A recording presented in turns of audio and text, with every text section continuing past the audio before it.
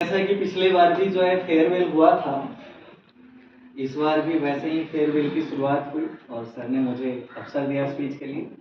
सबसे पहले सभी सर को बहुत बहुत आभार, बहुत बहुत धन्यवाद कि जिन्होंने मुझे समय दिया। और साथ ही मैं बहुत शुक्रगुजार हूँ इस संस्थान का, और सबसे ज़्यादा आभार व्यक्त करता हूँ दो शिक्षक, एक विपिन सर जो समस्तपुर के ही हैं और दूसरे रोहित सर जो आपके सामने मौजूद हैं। इन दोनों ने मुझे जो है मिलेनियम संस्थान से जोड़ा और इसके लिए मैं बहुत बहुत आभार प्रकट करता हूँ कि अगर वो इस संस्थान से मुझे नहीं जुड़वाते तो मैं इतना सुंदर संस्थान से अपरिचित रह जाता, मुझे परिचय ही नहीं मिल पाता कि प्रथमा में भी जो है ऐसा संस्थान है जहाँ से जुड़ने के बाद मुझे कभी भी ऐसा एहसास नहीं हुआ कि हाँ ये केवल शैक्षणिक संस्थान है। ऐसा एहसास होता है कि मिलेनियम संस्थान नहीं, मिलेनियम परिवार है और उस परिवार के हम सभी सदस्य हैं। इसलिए कभी भी कोई भी कार्यक्रम होता है तो ये नहीं समझते हैं कि हमारे संस्थान से हमें बुलाया गया है, ये समझते हमारे परिवार ने हमें बुलाया है और वहाँ हमें हर हाल में पहुँचना है। तो पिछली बार भी जो है बहुत सारे बच्चे मौजूद थे, आज भी उसी प्रकार का सब समय है। और जैसा कि के सर जो है अपनी लेखनी से शुरुआत करते हैं फेयरवेल के उत्सव को, जो है ये प्यारे जो शब्द पड़े हुए हैं श्वेत पट पे आपके सामने, ये शब्द नहीं है सर, शब्द के अंदर जो है सर की वेदना भी छुपी हुई और शब्द जो है अंदर के मनोभाव को जो है कभी पूर्ण रूप से प्रकट नहीं कर पाता। इस चीज को तो आप लोग भली भांति समझते होंगे। तो आप लोग से बिछड़ने का गम क्या होता है, ये भले ही सर सब जो है मुस्कुराते दिख रहे हैं, क्योंकि ऐसा एहसास होता है कि बच्चों के सामने अगर मायूस होंगे तो बच्चे हतोत्साहित न कहीं हो जाएं। तो थोड़ा सा जो है उनके मनोभाव को संयम बनाने के लिए जो है अपने समस्त भावनाओं को जो है एक तरह से कह सकते हैं कि उसे दबाना पड़ता है। तो आज भी उसी प्रकार से जो है इसकी शुरुआत हुई और बहुत अच्छा आप लोग का सफर रहा प्रारंभ से लेकर अब तक का। और इसमें से तो बहुत सारे बच्चे कह रहे थे कि सर क्या हम लोग की विदाई होगी, तो कोई सर थोड़े से भी उदास होंगे।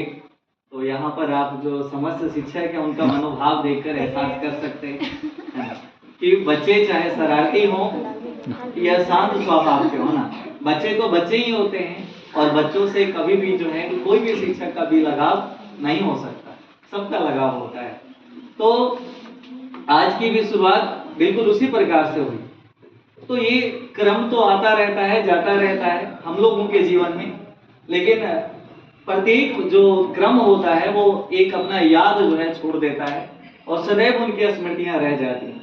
अब एक छोटा सा उदाहरण देना चाहूंगा अपने संस्थान का और अपने राज्य का भी, कि एक छोटा सा क्विज कॉन्टेस्ट जो है ना, छोटा नहीं एक तरह से कहिए कि फतवा लेवल पर अच्छा खासा रोहित सर के द्वारा करवाया जाता था। और उसमें एक कोई पदाधिकारी जो है ना उनसे इंट्रोड्यूस करवाए थे भूषण सर, और उन्होंने कहा था कि आज तक फतवा का नाम कई प्रकार के अपराध के तौर पर जो है मैं जानता था, लेकिन आज जो है ये सिलसिला जो है वो बदल रहा है और शिक्षा के तौर पर इस शहर का नाम आने लगा। ये काफी बड़ा परिवर्तन है और उन्होंने इसकी काफी सराहना की, वो काफी अच्छा, वो मेरे लिए जो है वो शब्द जो है आज तक ऐसा लगता है कि दिलो दिमाग में आज तक गूंज रहा है कि फतवा का नाम वैसा था और आज नाम बदल रहा है। उसके बाद दूसरा जो है ये संस्थान से जुड़ने के बाद जो है जैसा कि बताया कि विपिन सर ने मुझे बताया था कि बहुत सारे इस शहर में स्कूल हैं सर, लेकिन एक स्कूल ऐसा है जहां अनुशासन के बारे में जो है आप जाकर अगर देखेंगे तो मैं दावे के साथ कहता हूं कि अनुशासन के मामले में जो है वहां कोई कोताही नहीं, किसी भी प्रकार का नहीं। और वास्तव में जब मैं आया यहाँ और स्कूल में भी जो है मैंने कुछ समय दिया था और एक समय जो कुछ पल के लिए मुझे क्लासरूम से बाहर जाना था, तो मैंने देखा कि एक मॉनिटर था क्लास का, किसी को बनाया गया था, पहले उधर वाला ब्रांच में चलता था, उसको मैंने जिम्मेवारी सौंपी कि मैं 5 मिनट में आ रहा हूँ, आपको ध्यान देना है। और 5 मिनट के बाद आए तो क्लास एकदम सन्नाटा, कोई भी बच्चा चूचा नहीं कर रहा। इसको कहते हैं डिसिप्लिन, है ना। यानी मेरी अनुपस्थिति में उसने अपना जो कार्य था एकदम पूरी ईमानदारी से निभाया। तो ये है आपका मिलेनियम संस्थान, जो अनुशासन के लिए जाना जाता है। और इसी संस्थान में जब कोचिंग में क्लास लेना मेरा सबसे पहला शुरुआत हुआ था, तो आप लोगों से ही शुरुआत किए थे। ये मेरा सौभाग्य है कि आप लोग का शुरुआत भी मेरे से हुआ है ना, और आज विदाई के समय भी मैं यहाँ मौजूद हूँ। उसी समय एक 10th क्लास के बैच की विदाई हुई और उस बैच में बहुत कम बच्चे थे। इसके लिए मैंने सर से जिक्र किया था, तो सर ने बोला कि अनडिसिप्लिन्ड जो यहाँ रहेंगे उसको तो मैं थोड़ा सा भी कोताही नहीं दूंगा, उसको सीधा निष्कासित कर दूंगा। इसी वजह से इस बैच में अभी संख्या कम है। आप लोग को एक राज की बात बताता हूँ कि उस बैच में वास्तव में संख्या कम थी, लेकिन उस बैच के बच्चे जब 10th के एग्जाम देके आए तो उसी बैच के कुछ बच्चे जो है 12th क्लास में मेरे पास पहुंचे। और आपको बताता हूँ कि 12th क्लास का एनुअल क्विज लिए ना, तो उसी में से एक बच्चा प्रीतम नाम के हैं, जो नरेना साइड उनका घर है। वो बच्चा 100 में से 99 नंबर बायोलॉजी में लाए हैं और केमिस्ट्री में भी 100 में 99 नंबर लाए। मानना पड़ेगा वो यहीं के छात्र हैं। तो ऐसा स्कोर उन्होंने क्रिएट किया। मुझे गर्व होता है कि मिलेनियम जैसा संस्थान इतना सुंदर सुंदर जो है, मतलब व्यवहार, 3 चीज आप लोग को मंच से भी मैंने बताया था और बार बार मैं इसका अनाउंसमेंट भी करता था कि ना केवल यहाँ के बच्चे जो है कला में, उसके बाद जो है मैंने बताया था कि ज्यादातर जो मेडल यहाँ रखे हुए हैं, तो आज जो अपना कला का प्रदर्शन कर रहे हैं ज्यादातर उनका अधिकार उन मेडल्स पर होगा।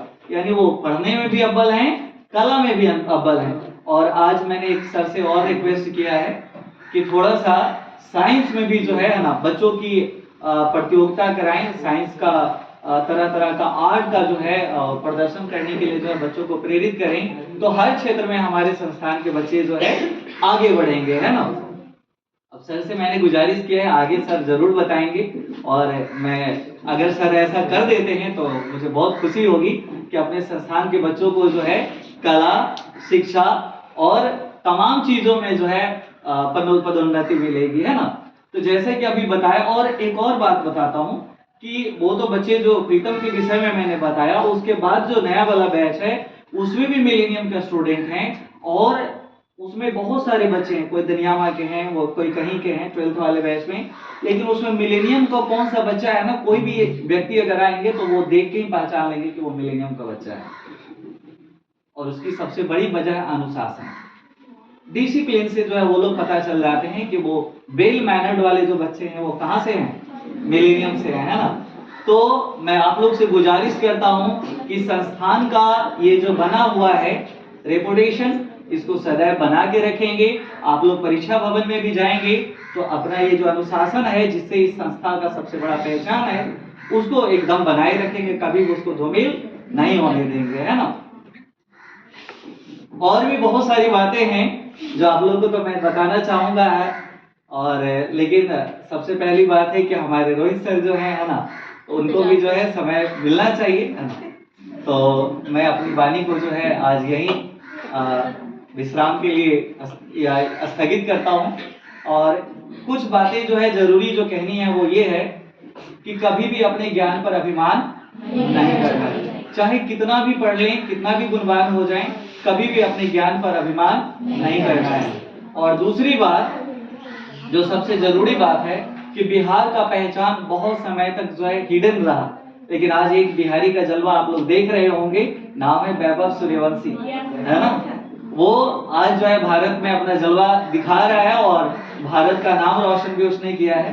तो हम बिहारी लोग जो हैं, है ना, अभी कुछ दिन पहले एक संगीत भी वायरल हुआ था कि हाँ हम बिहारी हैं जी, बड़े संस्कारी हैं जी। तो ये वास्तव में सत्य है कि हम बिहारी हैं। बहुत दाग धब्बे लगे हमारे राज्य के ऊपर, लेकिन अब ये समय आया कि ये दाग धब्बे हम लोगों को हटाना है और अपने राज्य का नाम रोशन करना है और देश का नाम भी रोशन करना है। तो जरूर आप लोग अपने राज्य का और देश का नाम रोशन करें। इसके साथ ही मैं अपनी वाणी को विश्राम देता हूँ। जय हिंद।